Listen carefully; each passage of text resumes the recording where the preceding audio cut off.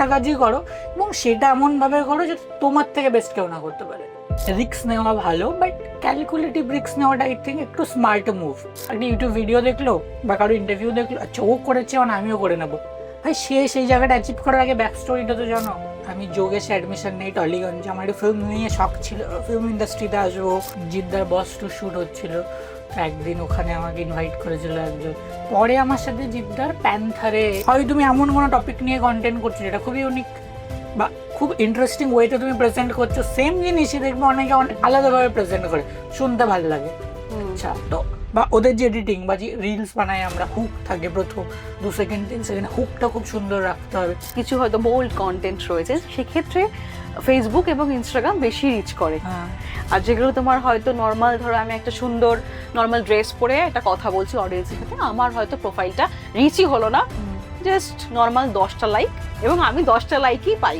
কিছু বললাম, প্ল্যাটফর্ম কি দেখে, যে কন্টেন্ট ডিস্ট্রিবিউট বেশি হচ্ছে, লোকে এঙ্গেজ করছে, ও তো সেটাকেই পাম্প আপ করবে না যে আরো বেশি লোক দেখুক। ইউটিউব করলে কত টাকা ইনকাম করবে, মাসে কত টাকা ইনকাম করবে, উইকলি কত টাকা পাবে, কেন অনেকেই জিজ্ঞেস করে যে ইউটিউব করছিস তার মানে নিশ্চয়ই ইনকাম হচ্ছে তোর, কত টাকা পাচ্ছিস রে তুই?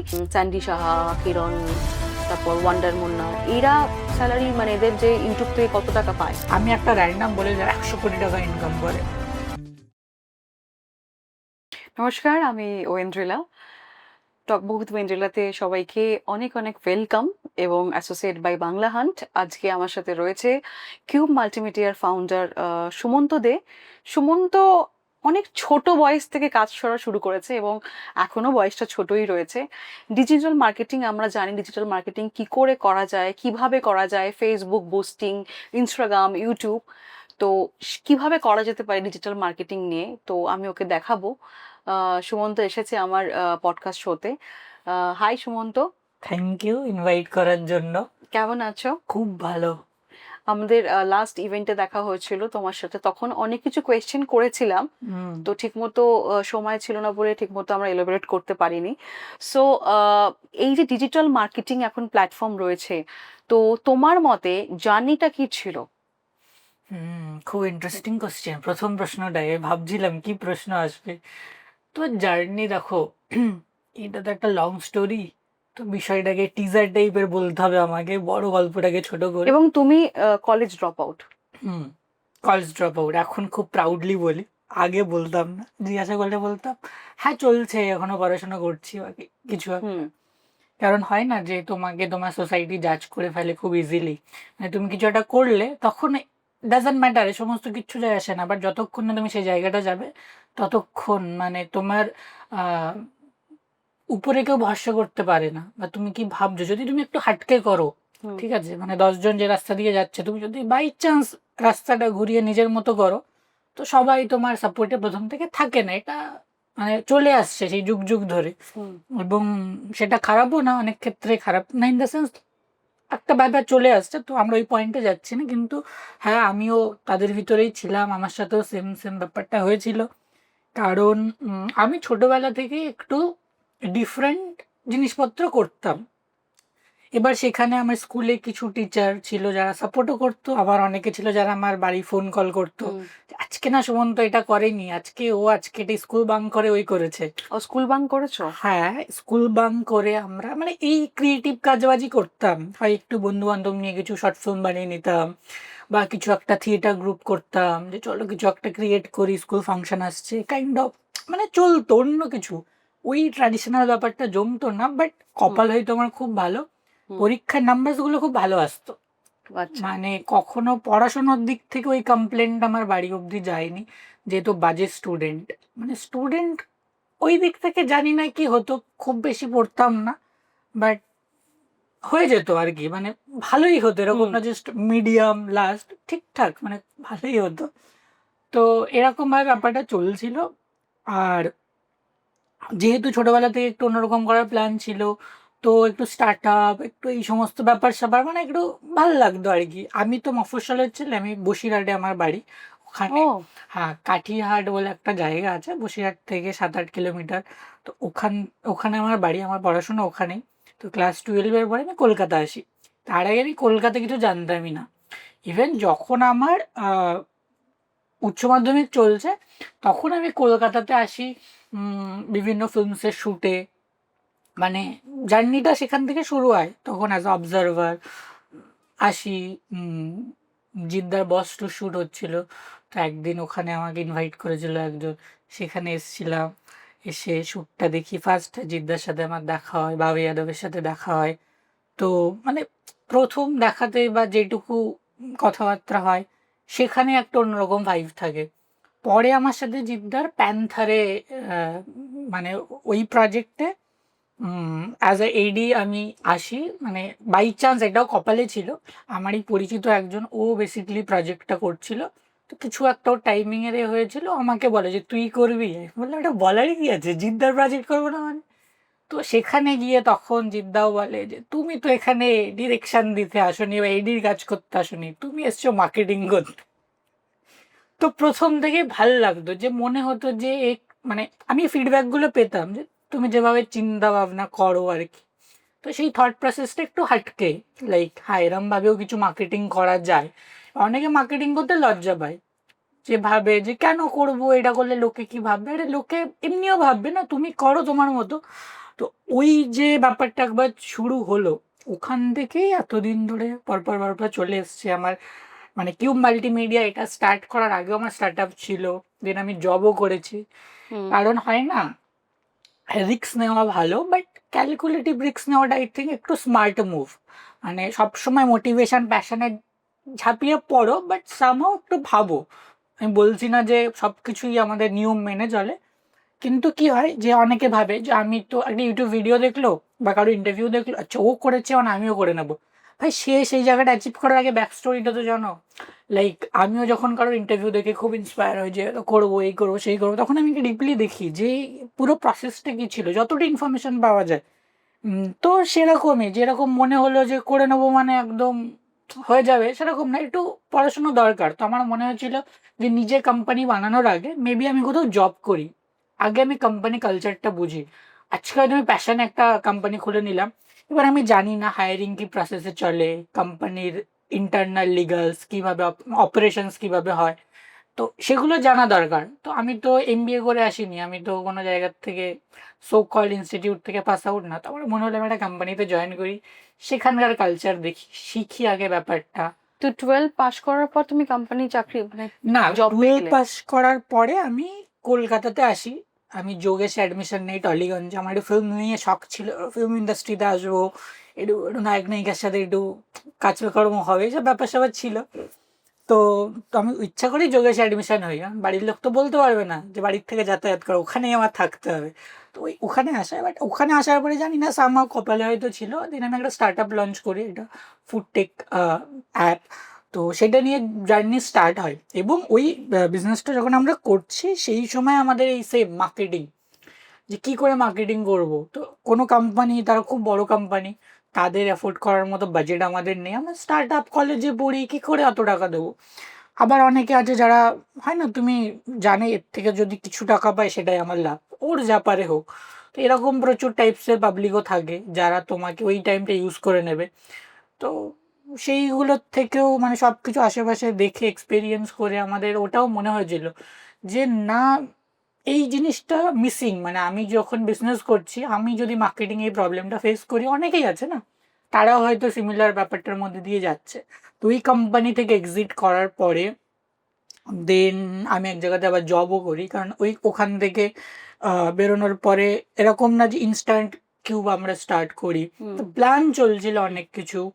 কারণ কি হয় না, লাইফে অনেক সময় তুমি পাজলড হয়ে যাও, হুম। যে তুমি মানে তোমাকে অনেক সময় দেখবে বলবে যে তোর লাইফে কোনো গোল নেই, তুই একসাথে অনেক কাজ করছিস। আরে ভাই, ও এখন প্রসেসের মধ্যে দিয়ে যাচ্ছে, ও ট্রানজিশন পিরিয়ড চলছে, আগে ওকে এটা বুঝতে দাও ও কোন জিনিসটা বেটার পারবে।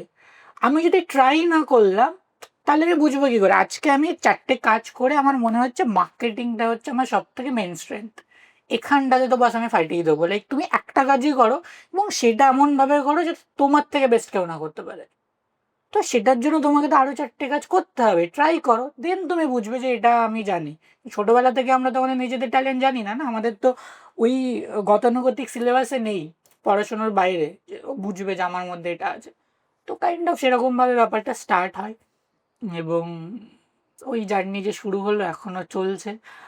তো ওই ডটগুলো আমি এখন না মেলাই, মানে এই যে মাঝখানে একটা স্টার্ট আপ করলাম, তার আগে সিনেমা বানাতাম, মানে সিনেমা বানাতাম ইন দ্য সেন্স এই সমস্যার সাথে জড়িত ছিলাম। প্রথমে তো নিজে এই সমস্ত করতাম যখন গ্রামে থাকতাম, বাট তারপরে যখন এডি হিসাবে বিভিন্ন প্রজেক্টে কাজ করেছি, হইচইতে সিরিজেও আমি এডি হিসাবে কাজ করেছি। তো এই যে কপালে ছিল হয়তো কোথার থেকেই কানেকশন হয়ে গেছে, এখন যেগুলো বেশ অ্যাডভান্টেজ দেয়, লাইক আমরা দেখাতে পারি আমাদের পোর্টফোলিওতে, হয় না তুমি কি কাজ করেছো, আরে আমি তো বলতে হয় না, পাবলিক ওই ব্যাপারটা জানে যে ঠিক আছে খুব ইন্টারেস্টিং জিনিস। তো আমি কোনোদিন তো ভাবিনি যে একটা মার্কেটিং এজেন্সি খুলে বসবো, কারণ এই ব্যাপারে কোনো ইন্টেনশনই ছিল না, এটা চলে এসছে অটোমেটিক্যালি। এবার যখন চলে এসছে তখন ভাবলাম একটু তো পড়াশোনা করাটা দরকার। দেন তারপরে মার্কেটিং নিয়ে রিসার্চ করা, আমার অনেক ফ্রেন্ডস তারা ব্যাঙ্গালোরে থাকে, ওরা বিভিন্ন এমএনসিতে বা স্টার্ট আপে কাজ করে, ইন্ডিয়ার নাম্বার 1 স্টার্ট আপ তারা, তো তাদের সাথে কাজ করে। তো সেখান থেকে যতটা গাইডেন্স নেওয়া যায়, মানে আমি এটা ভাবি যে তুমি তো তোমার স্ট্রাগল করবে, বাট তোমার লাকও ফ্যাক্টর করে। কারেক্ট। তো সেখানে আমার মনে হয় যে আমি ওই জায়গা থেকে লাকি যে আমার আশেপাশে বা যে মানুষজনদের কন্ট্যাক্টস আমার কাছে আছে বা পেয়েছি, তারা অনেকটা হেল্প করেছে আমাকে নিজের চেষ্টার সাথেও, কারণ সেইগুলো যদি সাপোর্ট না পেতাম হয়তো হতো না। আচ্ছা, এখন তো তোমার ফেসবুক এবং ইনস্টাগ্রামে ফলোয়ার্স বানানোর যে একটা চল হয়েছে, ফেক ফলোয়ার্স, এবং আমরা দেখি সবার নাকি 1 মিলিয়ন ফলোয়ার্স, 2 মিলিয়ন ফলোয়ার্স, এগুলো কি আদৌ মানে যে ফেক কথাটা যেটা বললাম, তো এতে কি তোমার রিচ ডাউন হয় না আপ হয়? Good question.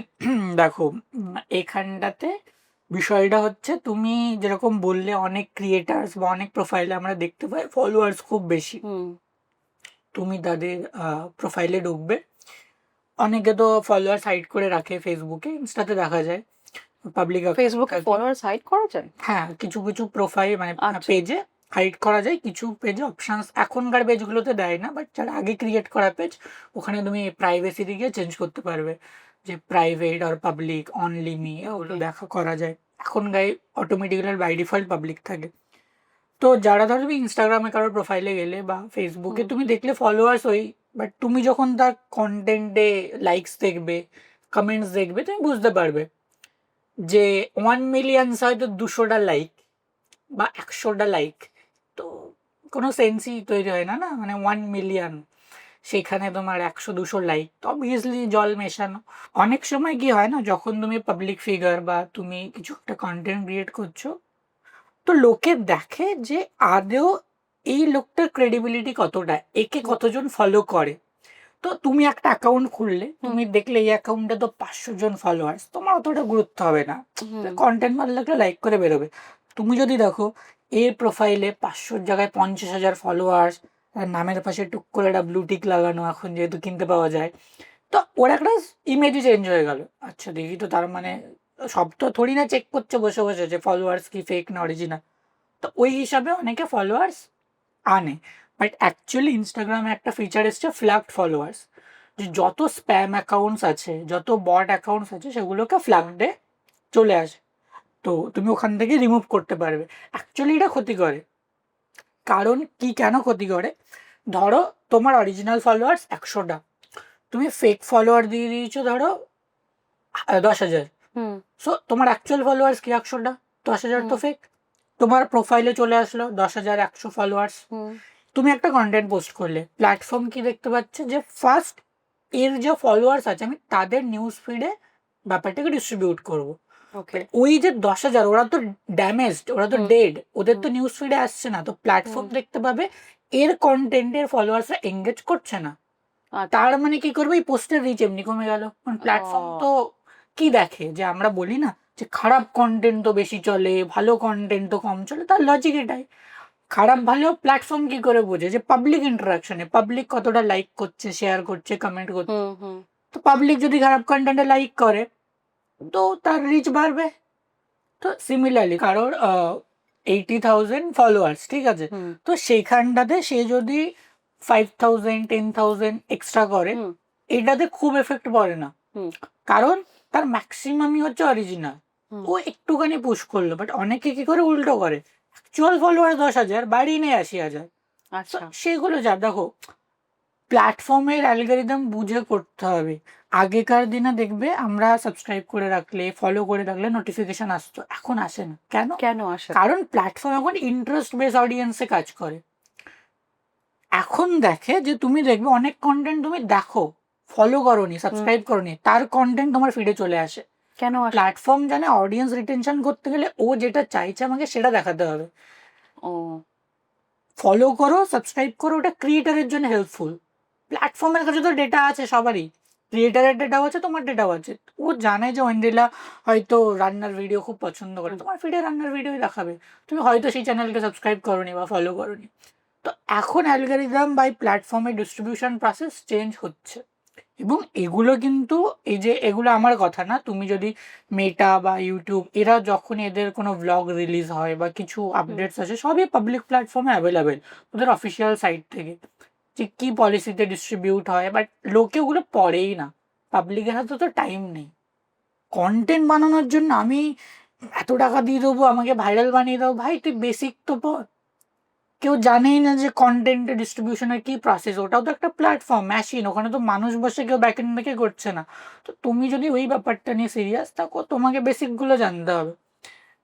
Just public show off করার জন্য তুমি যদি এই সমস্ত করা স্টার্ট করো, দেন চাপ না, অ্যাকাউন্ট ডেড হয়ে যাবে না। আচ্ছা, আমরা দেখেছি অনেক ভালো কন্টেন্টও করে, অনেক খারাপ কন্টেন্টও আসে। তো ভালো যারা কন্টেন্ট করে তারা প্রোফাইল তাদের রিচ হয় না, এবং খুব মেরে কেটে তোমার 10টা লাইক এরকম। তো এদেরকে তুমি কি মানে কি বলবে? মানে ভালো কন্টেন্ট, খারাপ কন্টেন্ট বলতে মানে ধরো কোনো কন্টেন্ট খুব ভালো, ওয়েল এডিটেড, ওয়েল হ্যাঁ। শুটেড, এরকম কন্টেন্ট, আর কোনো হয়তো একটা রিলস বানিয়ে দিল কাইন্ড অফ, এরকম বলতে চাইছো কি? হুম। তো দেখো না, ধরো ভালো কেউ হয়তো ড্রেস আপ করে রয়েছে, আচ্ছা, আর কিছু হয়তো বোল্ড কন্টেন্ট রয়েছে, সেক্ষেত্রে ফেসবুক এবং ইনস্টাগ্রাম বেশি রিচ করে। হ্যাঁ, আর যেগুলো তোমার হয়তো নর্মাল, ধরো আমি একটা সুন্দর নর্মাল ড্রেস পরে একটা কথা বলছি অডিয়েন্সের সাথে, আমার হয়তো প্রোফাইলটা রিচই হলো না, জাস্ট নর্মাল 10টা লাইক, এবং আমি 10টা লাইকই পাই, ঠিক আছে, এর থেকে বেশি আমার রিচ হয় না, কেন? দেখো ভালো প্রশ্ন। সবই তুমি বলেছি, সবই ভালো প্রশ্ন। তো যাই হোক, না না, এটা সিরিয়াসলি অনেকের জানার ইচ্ছা, মানে আমারও আগে জানার ইচ্ছা। আমি ওরকম ভাবতাম যে কি হয়। ফার্স্ট তো যেটা বোল্ড কন্টেন্ট বলছো, ওটা কন্টেন্ট কারণ লোকে দেখে। প্ল্যাটফর্ম, ওই যে বললাম, প্ল্যাটফর্ম কি দেখে, যে কন্টেন্ট ডিস্ট্রিবিউট বেশি হচ্ছে, লোকে এঙ্গেজ করছে, ও তো সেটাকেই পাম্প আপ করবে না, যে আরো বেশি লোক দেখুক, মানে ওর প্ল্যাটফর্মে রিটেনশন বাড়ছে, সবাই তো তাই চায়। কারণ প্ল্যাটফর্মগুলোর বিজনেস আসে অ্যাডস থেকে, তো যত অডিয়েন্স রিটেন করবে, অ্যাডস তত বেশি যাবে, ইউজার তত বেশি যাবে, ওরাও পয়সা কামাতে পারবে বেশি। তো এই ফ্লোতে চলে পুরো মডিউলটা। এবার যে ভালো কন্টেন্ট, ইন দ্য সেন্স ভালো ড্রেস আপ করে বা কিছু সেরকম, তো দেখো এরকম না কিন্তু যে সবসময় ভালো ড্রেস পরা কন্টেন্ট চলে না, চলে। এইবার ব্যাপার হচ্ছে, খারাপ কন্টেন্টে তো খারাপ জিনিস দেখার বা কিছু করার তো ওই ক্লিক পয়েন্ট চলে আসছে, ওর মাথা মুন্ডু লাগে না। ওরা একটা তুমি গান চালিয়ে দাও ব্যাকগ্রাউন্ড, বা কিছু চালাতে হবে না, তুমি না, এটা বলে না যে সৎসঙ্গে বাস করলে ভালো হবে, আর হ্যাঁ। খারাপ সঙ্গে বাস করলে খারাপ। তো ইনস্টাগ্রাম ফেসবুক মানে খারাপটা কি বেশি পছন্দ করে, ওই জন্য ওদের বেশি ওইটা ম্যাক্সিমাম লাগে, এটা ঠিক। কারণ দেখো ওখানকার পাবলিকও তো তাই দেখে। পাবলিককে কি কেউ জোর করে বলেছে যে তুমি দেখো, তোমার ফিডে আসলে তুমি তো নট ইন্টারেস্টেড বাটনটাও ক্লিক করতে পারো, করো না, বা ক্লিক করবে না তো। হ্যাঁ হ্যাঁ, তো দোষ কার? প্ল্যাটফর্মের দোষ থোড়ি না, তো লোকগুলোই দেখতে পছন্দ করে। এবার যার জন্য অনেকের মনে হয় যে ঠিক আছে, এরকম কন্টেন্ট বানালে, তারা তো সোশ্যাল মিডিয়াতে এসছেই লাইকস নেওয়ার জন্য, তারা তো ভার্চুয়াল এই দুনিয়াটাতে এসছে অ্যাটেনশন নেওয়ার জন্য, তারা করে। তো সেটা তাদের মতো করে করে। এবার অনেকে যারা একটু ভালো কন্টেন্ট সো কল বানাতে চাইছে, তো তাদের কন্টেন্টে তো ওই পয়েন্টটা নেই যে তুমি কিছু শো করছো না, তো তোমার ওখানে লোকে দেখছে না। বাকি আরো নিশ্চয়ই কোনো পয়েন্টে তোমাকে খেলতে হবে। হয় তুমি এমন কোনো টপিক নিয়ে কন্টেন্ট করছো যেটা খুবই ইউনিক বা খুব ইন্টারেস্টিং ওয়েতে তুমি প্রেজেন্ট করছো, সেম জিনিসই দেখবে অনেকে অনেক আলাদাভাবে প্রেজেন্ট করে, শুনতে ভালো লাগে। আচ্ছা, তো বা ওদের যে এডিটিং বা যে রিলস বানাই আমরা, হুক থাকে প্রথম 2 সেকেন্ড 3 সেকেন্ড, হুকটা খুব সুন্দর রাখতে হবে, তবেও কন্টেন্ট দেখে। তো ব্যাপার আছে এই ছোট ছোট ব্যাপারে, মানে এরম না যে সবসময় ভালো কন্টেন্ট চলে না। ভালো কন্টেন্ট কি, তাহলে তুমি খুব একটা ভালো টপিক নিয়ে ডিসকাস করছো, স্টার্টিং এমন করলে জিনিসটার মধ্যে ভালো ছিল, বাট পাবলিকের অত ধৈর্য নেই ওই 1 মিনিট অবধি শোনার। এখন সবাই কেটে কেটে কেটে ভিডিও দেখে, হ্যাঁ, অ্যাটেনশন স্প্যান খুব কম না এতে তো ওয়াচ টাইমও অনেক সময় কমে যায়। পাবলিক যদি কেটে কেটে ভিডিও দেখে তো কমে কমে যায়। অনেকের তো আবার ইউটিউবে আছে না এখন, তো 1.5x 2x এ ভিডিও দেখে, যে ফাস্ট হয়ে যাবে, 30 মিনিটের ভিডিওটা আমি 15 মিনিটে দেখে নেবো। ও, হ্যাঁ, তো তুমি সেটিংসে যাবে, ক্লিক করলে দেখাবে স্পিড, ভিডিও স্পিড। তো এই যে আমরা ইন্টারভিউ দিচ্ছি ধরো 30 মিনিটের, কেউ বলে এতক্ষণ দেখবো না, 15 মিনিটে শেষ করবে, 2x এ দিয়ে দিল। তো এই কথাগুলো খুব ফাটফাট করে হবে, একদম খুব তাড়াতাড়ি হবে। আচ্ছা। বাট ও বুঝে গেল না ব্যাপারটা কি বলতে চাইছে। মানে অনেক ইন্টারভিউ খুব স্লো বলে, হুম। হাত এরকম করে যাচ্ছে বা বলছে, মানে খুব স্নিগ্ধভাবে। তো অনেকের ওটা মানে এত টাইম কেন দেবো। তো একটা ইউটিউব, যে এখন স্মার্টফোন মানে হচ্ছে সবার কাছে ইউটিউব করা বোঝাচ্ছে, এখন সবাই ইউটিউব করে। তো ইউটিউব ফার্স্ট স্টার্টিং তোমার রিচ করতে গেলে মানে কত সাবস্ক্রাইবার আনতে হবে বা কত ওয়াচ টাইম আনতে হবে, সেটা কিভাবে মানে দেখো ওটা বলো। ইউটিউব স্টুডিওতে তুমি আর্ন সেকশনে গেলে দেখতে পাবে, কারণ আমরা হয়তো এখন রেকর্ড করছি, সেই সময় একরকম টার্মস আছে, 6 মাস পরে চেঞ্জ হতেই পারে। যেরকম এখন বা অনেক দিন ধরেই আছে 1000 সাবস্ক্রাইবার্স অ্যান্ড 4000 ঘন্টা ওয়াচ টাইম। এখন যেরকম আবার এটার সাথে তোমার ইউটিউব শর্টসেরও চলে এসেছে, তোমার 10 মিলিয়ন ভিউজ আসে শর্টসে, 3000 ঘন্টা ওয়াচ টাইম আসে, তুমি সেখানেও মনিটাইজেশনের জন্য অ্যাপ্লাই করতে পারো। তো আগে এগুলো ছিল না, আগে জাস্ট ওটাই ছিল, এই যে শর্টসের ভিউজ বা তোমার 3000 ঘন্টা ছিল না, আগে শুধু 1000 সাবস্ক্রাইবার আর 4000 ঘন্টা ওয়াচ টাইম। এখন এগুলো অ্যাড এসছে। আর আগে দেখবে প্রথম থেকে তোমার অ্যাকাউন্টে অ্যাড চলতো না, এখন দেখবে ফ্রেশ অ্যাকাউন্টে অ্যাড চলে। এই অ্যাকাউন্টে যে অ্যাড গুলো চলে সেখান থেকে তোমার মানে পে পায়? যতক্ষণ না তোমার চ্যানেল মনিটাইজড হবে পুরো টাকাটা ইউটিউব নিয়ে নেয়। আর যখন তুমি পার্টনার হয়ে গেলে ওদের, ও, ক্রিয়েটার পার্টনার, তখন থেকে তুমি ওখান থেকে একটা পার্সেন্টেজ তুমিও পাবে, যেগুলোকে আমরা ইউটিউব রেভিনিউ বলি। তো ডিজিটাল মার্কেটিং যে তুমি করছো, ডিজিটাল মার্কেটিং অর্থে মানে কি কি আছে ওর মধ্যে? দেখো ডিজিটাল মার্কেটিং খুব একটা ভাস্ট চ্যাপ্টার, এই যে আমরা ডিসকাস করছি এটা একটা part of social media marketing. এই আমরা সোশ্যাল মিডিয়া ইনস্টাগ্রাম, নিয়ে অ্যাকচুয়ালি কথা বলছি। এগুলো অ্যাকচুয়ালি ডিজিটাল মার্কেটিং একটা ছোট পার্ট। এটা ছাড়াও তোমার performance marketing, SEO, website marketing, তো huge chapters. Like digital marketing এক লাইনে কি, অফলাইন মার্কেটিং আর অনলাইন মার্কেটিং। অনলাইনটারই একটু গোছানো নাম হচ্ছে ডিজিটাল মার্কেটিং। এই যে সোশ্যাল মিডিয়া ছাড়া অ্যামাজন, ফ্লিপকার্ট, এখানে হুম। প্রোডাক্ট লিস্টেড হয়, এখান থেকেও মার্কেটিং হয়। যদি আমরা অ্যামাজনে গিয়ে কিছু একটা সার্চ করি, প্রথমে আসে না অ্যাড, হুম।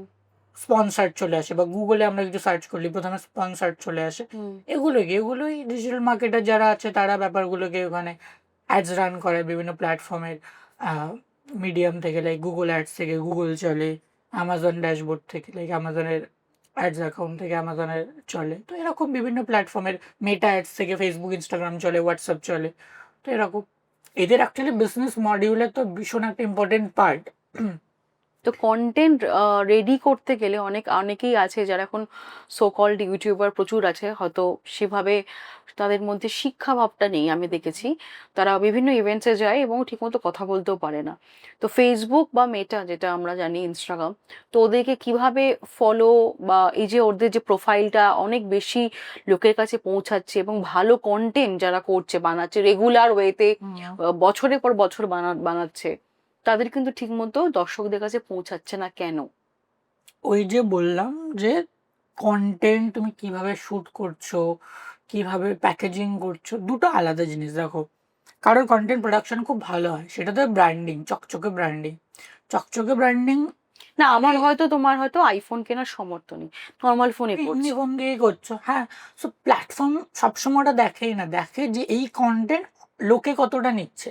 দেখবে অনেক সময় অনেক ভিডিও আমরা দেখি জাস্ট ভয়েস ওভার থাকে, হুম। 2-4টে ফটো দিয়ে স্লাইড শো করে আপলোড করা হয়।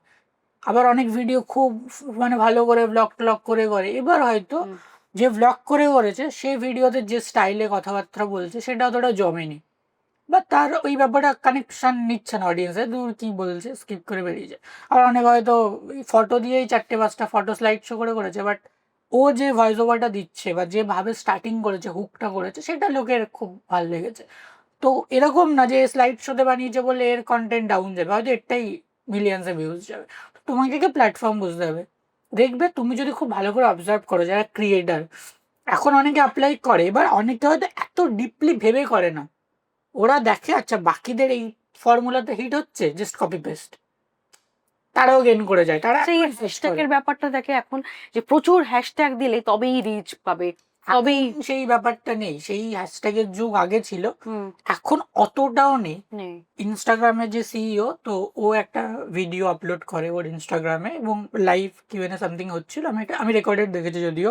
তো ওখানে একজন প্রশ্ন করে, তো উনি অ্যান্সারটা দেয় যে এখন কিওয়ার্ডস চলে, লাইক দেখবে অনেক ক্রিয়েটার ক্যাপশনের নিচে থার্ড ব্র্যাকেটে একটা কিওয়ার্ডস দিয়ে দেয়, লাইক আমরা পডকাস্ট করছি, podcast, interview, Tollywood, Bengali, Bangla hunt, XYZ এরকম দিয়ে দেবে।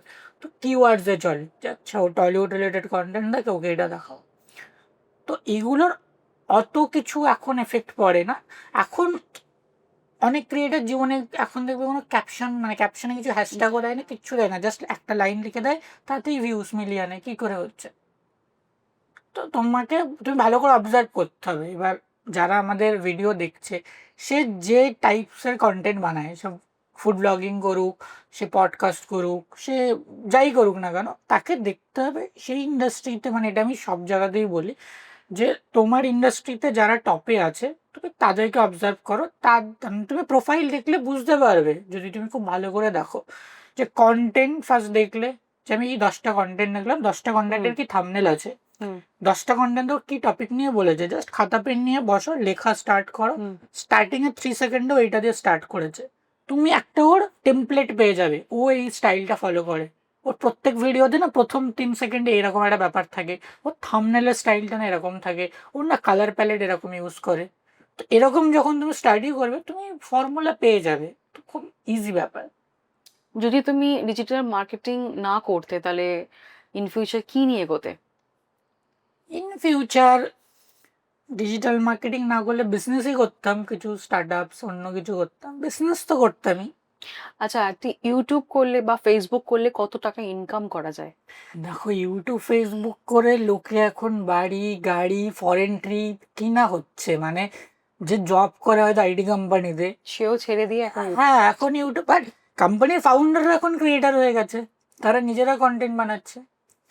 তো এখানে কোনো লিমিট নেই, এই তুমি আমাদের বাংলাতে অনেক ইউটিউবার আছে নাম করা, তো তাদের মাসিক যে বেতন সেটা কত, মানে স্যালারি? এইটা তো অ্যাকচুয়ালি কেউ ডিসক্লোজ করে না। এবার এটা অনেকে জানতে চায় যে ইউটিউব করলে কত টাকা ইনকাম করবে, মাসে কত টাকা ইনকাম করবে, উইকলি কত টাকা পাবে। কেন অনেকেই জিজ্ঞেস করে যে ইউটিউব করছিস তার মানে নিশ্চয়ই ইনকাম হচ্ছে তোর, হ্যাঁ। কত টাকা পাচ্ছিস রে তুই। এই এই যে বিষয়টা, তো সেটাই জিজ্ঞেস করছে যে ইউটিউব করলে, আমাদের যে কলকাতায় অনেক বড় বড় ইউটিউবাররা আছে, হ্যাঁ। স্যান্ডি সাহা, কিরণ, তারপর ওয়ান্ডার মুন্না, এরা স্যালারি, মানে এদের যে ইউটিউব থেকে কত টাকা পায়? এখন আমি তো অন্য কারোরটা বলতে পারবো না যে কত পায়, মানে কেউ ডিসক্লোজও করে না, তুমি তাদেরকেও ইন্টারভিউ করলে তারাও নিজেদের ইনকামটা এইভাবে বলবে না। বাট যারা টপ টপ ক্রিয়েটার, হুম, তো আমাদেরকে বুঝতে হবে তাদের ইনকাম সোর্স কি। একটা তো ইউটিউব অ্যাডসেন্স ইনকাম দেয়, বাট তার থেকে বেশি ইনকাম আসে ব্র্যান্ড কোল্যাবসে। আচ্ছা। ঠিক আছে, ইউটিউব বা ইনস্টাগ্রাম, ইনস্টাগ্রাম তো তোমাকে ডিরেক্ট পেমেন্ট করে না, ফেসবুক ডিরেক্ট মনিটাইজেশন দেয়। এবার প্রশ্ন হচ্ছে তাহলে লোক ইনস্টাগ্রাম ফলোয়ার্স কেন বাড়ায়। হুম, অ্যাকচুয়ালি এটা তোমার ডিস্ট্রিবিউশন প্ল্যাটফর্ম। হুম, কোনো একটা ব্র্যান্ডস কি দেখে যে হুম। আমি ডিরেক্ট নিজে অ্যাডস রান করলে আমার অ্যাডভার্টাইজমেন্টটা মানুষের কাছে পৌঁছাতে কত টাইম নেবে, তার জন্য আমার কত স্পেন্ড করতে হচ্ছে। ও দেখতে যাচ্ছে এটার থেকে বেস্ট হচ্ছে ক্রিয়েটার, ওর সবকটা প্ল্যাটফর্ম মেলালে হয়তো 50 মিলিয়ন 40 মিলিয়ন ওর অডিয়েন্স আছে, আমি ওর কাছে অ্যাড দেখাবো, ও আমার থেকে এক্স অ্যামাউন্ট চার্জ করবে, দ্যাটস ইট। ক্রিয়েটারের কাছে তো কোনো ব্যাপার না, ও তো রেডি করা ব্যাপারটা, হুম। ও পাচ্ছে, ও অ্যাড দিয়ে দিচ্ছে। তো ওই অ্যামাউন্টটা শুনতে খুব, মানে আমরা যখন শুনি একটা ভিডিওর জন্য 10 লাখ পেয়েছে, 5 লাখ বাপরে, একটা ভিডিওতে 5 লাখ। হ্যাঁ, কারণ ব্র্যান্ডসের কাছে কিছু না, কারণ ব্র্যান্ডস তো একটা টাইম পেয়ে যাচ্ছে না পুরো অডিয়েন্সটা, ওই অডিয়েন্সের কাছে পৌঁছাতে ওর যদি অন্যভাবে অ্যাডভার্টাইজমেন্ট করতো, মেবি হয়তো ওর বেশি আরো বেশি। এক্সপেন্স হতো বা আরওআইটা পেতো না, যার জন্য ওদের মার্কেটিং টিম ফিক্স করেছে যে না ওই ক্রিয়েটারকে দিয়ে করো। হুম, তো এটার জন্য ডেডিকেটেড টিম থাকে কোম্পানির, যে ইনফ্লুয়েন্সার মার্কেটিং বলে, এটাও একটা ইন্ডাস্ট্রি, এর উপরেও প্রচুর বিজনেসেস চলে এসছে। অনেক বড় বড় এজেন্সি আছে যারা ডেডিকেটেড ইনফ্লুয়েন্সার ম্যানেজ করে, আর্টিস্ট ম্যানেজ, ট্যালেন্ট ম্যানেজ করে। তো ক্রিয়েটার সে ইউটিউব অ্যাডসেন্স থেকে ইনকাম করতে পারে, ব্র্যান্ড কোলাপস থেকে পারে, তো অনেক রকম হয়ে আছে। এবার ইউটিউব অ্যাডসেন্স যদি তুমি জিজ্ঞাসা করো, তো এখানে প্রশ্ন হচ্ছে, ধরো তুমি ফুড ব্লগিং করো, আর এখানে একজন আছে ধরো নতুন কেউ স্টার্ট আপ খুলছে বা বিজনেস স্টার্ট করছে, তো সে কি করে অডিয়েন্সের কাছে যাবে? সেও তাহলে বুস্টিং করবে। না না, ওটা যাওয়ার আগে এই পয়েন্ট আমি কভার করে দিই, ওটা আবার অন্য পয়েন্টে চলে যাচ্ছে। ওকে, এইটা যেহেতু তুমি বললে যে কত ইনকাম করে বা ইউটিউব থেকে কি ইনকাম আসে, তো দেখো আমি একটা র্যান্ডাম বলে দিলাম 100 কোটি টাকা ইনকাম করে, তুমি এই পার্টটা কেটে না হুকে বসাবে, দেখবে ভিউজ আসবে, কিন্তু অ্যাকচুয়ালি বলাটা তো ফালতু। আমি তো জানি না 100 কোটি টাকা ইনকাম করে কি করে করে, বাট আমি তো তার অ্যাকাউন্ট দেখে আসিনি, তো এগুলো হয়তো শুনতে ভালো লাগবে বাট অ্যাকচুয়াল ইনফরমেশন না। ইউটিউবে ইনকামটা ধরো তুমি করো ফুড ব্লগে, এ বানায় টেকনিক্যাল ভিডিওস, তোমার চ্যানেলে কারা অ্যাডভার্টাইজমেন্ট দেবে? যখন বিজনেসরা অ্যাডস দেয় ওরা তো চুজ করে না এই মানে এই টাইপস অফ অডিয়েন্সকে আমি যাই, তোমার চ্যানেলে হয়তো অ্যাড দিল নর্মাল কোনো ব্র্যান্ডস, মানে ভালো ব্র্যান্ডস বাট নর্মাল ব্র্যান্ড, সে হয়তো ইউটিউবকে পেমেন্ট করে পার ভিডিওতে সাপোজ 2 টাকা, এক্সাম্পল দিচ্ছি কিন্তু আমি। আর যে টেক ভিডিওস বানায় তার ভিডিওতে হয়তো মাইক্রোসফট, গুগল, অ্যাডোব, যত টেকনিক্যাল এমএনসি আছে ওরা অ্যাডস দেয়, কারণ ওদের অডিয়েন্সই হচ্ছে ওই ক্রিয়েটারের ভিডিও যারা দেখে। তো ও হয়তো ওকে পে করছে একটা ভিডিওতে 5 টাকা, মানে একটা ভিউতে, এত করে না বাট এক্সাম্পল দিলাম। তো দুজনেরই 1 মিলিয়ন ভিউজ, তো 1 মিলিয়নসে যদি তুমি 10 টাকা কামাও, এ কামাবে 25 টাকা, ভিউজ কিন্তু একই। তো ভিউজ দেখে জাজ করলে হবে না সবসময়, ভিউজ দেখবে তো 1 মিলিয়ন থেকে দুজন সেম কামায় না, দুজন সেম কামায় না, কারণ অ্যাডভার্টাইজার যার পেইং ক্যাপাসিটি বেশি সে তো দেবে, অ্যাডোব বেশি স্পেন্ড করবে, এই কোম্পানিটা বেশি স্পেন্ড করে না। তো এইগুলো থাকে, তো সবসময় ওরকমভাবে ক্যালকুলেশন করাটা ভুল থাকে, যে শুধুমাত্র যে আমরা ভিউজ দেখেই জাজ করে ফেলি না। ইউটিউব কোত্থেকে দেবে? অ্যাডস দিয়ে দেবে, তোমার ভিডিওটা কত বড়, তার মধ্যে কতবার অ্যাডস আসছে, কারা অ্যাডস দিচ্ছে, সেই অ্যাডটা নন স্কিপেবল অ্যাড না স্কিপ করা অ্যাড, কারণ ইউটিউব তো গাড়ির টাকা দিচ্ছে না, ওর প্ল্যাটফর্মে যারা অ্যাডস রান করছে সেখান থেকে পার্সেন্টেজ ভাগাভাগি হচ্ছে। তো এই জিনিসগুলো আমাদেরকে বুঝতে হবে। তো যারা লাইক আমি টেকের উদাহরণটা দিলাম কারণ অবভিয়াসলি ওরা, ওদের যে অ্যাডভার্টাইজাররা থাকে তারা, এই যে যাদের কথা তোমাকে বললাম নিউ স্টার্ট আপ বা বিজনেস খুলছে, তারা কিভাবে বুস্টিং করবে? অডিয়েন্সের কাছে কি করে যাবে? ফেসবুক থ্রু দিয়ে বা ইনস্টাগ্রাম থ্রু দিয়ে? দেখো বুস্টিং এই যে আমরা বলি বুস্ট ব্যাপারটা, এটা অ্যাকচুয়ালি কিছুই না, এটা লাইকস কমেন্টস এর জন্য ফেসবুক প্রোফাইলে ইন্ট্রোডিউস করে প্রথমে। তুমি বিজনেস হলে তুমি কন্টেন্ট মার্কেটিং করো, তুমি কন্টেন্ট বানাও, ডিস্ট্রিবিউট করো তোমার পেজে। তোমার যদি বিজনেস থেকে সেলস চাই, কাস্টমার চাই, তোমাকে প্রপার একটা মার্কেটিং ফানেল ফলো করতে হবে, কারণ বুস্ট করা মানে ফেসবুক তোমার লাইকসের জন্য পাঠাচ্ছে অডিয়েন্সের কাছে, সে জীবনে কেনে নয় প্রোডাক্টটা, ও দেখে। তো তুমি ওকে বলছো আমার কন্টেন্ট বুস্ট করাও, ও ভিউজ তুলে দিচ্ছে, লাইকস বাড়িয়ে দিচ্ছে, জীবনে অডিয়েন্সটা কিনবে না, সে তো তোমার সম্পর্কে জানেই না, কেন কিনতে যাবে তোমার জিনিস? তো আমরা ওর জন্য সাজেস্ট করি যে বুস্ট না ইউজ করে, বুস্ট কারা যারা পার্সোনাল ইউজ করে, আমার প্রোফাইলে এই ফটোটায় একটু লাইকস দরকার, চলো বুস্ট করে দেয়। বাট তুমি সিরিয়াস বিজনেস করছো, তোমার কাস্টমার দরকার, তুমি কন্টেন্ট মার্কেটিং করো, সোশ্যাল মিডিয়াতে ভালো ভালো কন্টেন্ট করো। এবার যদি তোমার মনে হয় যে কোনো কন্টেন্টে হাইপ দরকার, তুমি সেটা পার্টিকুলারলি অ্যাড ক্যাম্পেইন থেকে এঙ্গেজমেন্ট ক্যাম্পেইন রান করো। তো মেটা অ্যাডস ম্যানেজার থেকে প্রপার ক্যাম্পেইন বানানো যায়। তো আমরা বিজনেসদের সবসময় সাজেস্ট করি বুস্ট না করে অ্যাড ম্যানেজার, অর্গানিক ওয়েতে কাজটা করতে। অর্গানিক না, পেডও করলে মেটা অ্যাড ম্যানেজার থেকে করতে, মানে ফেসবুক বানিয়ে রেখেছে যে এটা আমার বিজনেসদের টুলস, এটা পার্সোনাল যারা তাদের টুলস। তো বিজনেস যারা করে তাদেরকে পুরো বারণ করা হয় যে তোমরা বুস্ট করো না, তোমরা অ্যাড ম্যানেজার থেকে সিস্টেমেটিক্যালি অ্যাড রান করো, তোমরা তোমাদের রেজাল্ট পাবে। সারা দুনিয়া এইভাবেই টিকে আছে, তুমি কথা বলতে বলতে ফেসবুক খুলবে, দেখবে 1000টা অ্যাড চলে আসবে। তো ওগুলো ওরকম ভাবেই যারা সাকসেসফুলি রান করে অ্যাড, তারা বা তাদের মার্কেটিং টিম ওইভাবেই করে। ডিজিটাল মার্কেটিং তুমি করো, তাহলে বেসিক্যালি আর করো কি? বেসিক্যালি করি বলতে দেখো, এই ইন্টারভিউ করি। সুমন্ত দে একটা বাচ্চা ছেলে, ছোট বয়সে সাকসেসফুল বিজনেসম্যান হয়েছে, অনেক কোম্পানি খুলেছে, 3টে কোম্পানি রান করছে, পডকাস্টে ভিডিও করতে আসে। আর না এরকম না, 3টে কোম্পানি রান করছে না, আমার একটাই কোম্পানি এখন, কিউব মাল্টিমিডিয়া। এবং আমি মেনলি কোম্পানির বিজনেস তো সামলাই, কারণ কোম্পানিতে আমার সাথে একটা টিমও আছে, রাইট, যারা ওই বিজনেসটা মেনটেন করে। অ্যান্ড সাথে এটা ছাড়াও আমি যদি বলো আরও আরও কী কী কাজ করি, তো আমি লাস্ট ইয়ার একটা পডকাস্ট শো আমরা ক্রিয়েট করেছিলাম জাস্ট এটার জন্যেই, যে এই গেমটা কীভাবে চলে অ্যান্ড অল। তো আমরা 10টা বা 11টা ভিডিও দিয়েছিলাম, 11টা ভিডিওতে আমাদের চ্যানেল মনিটাইজড।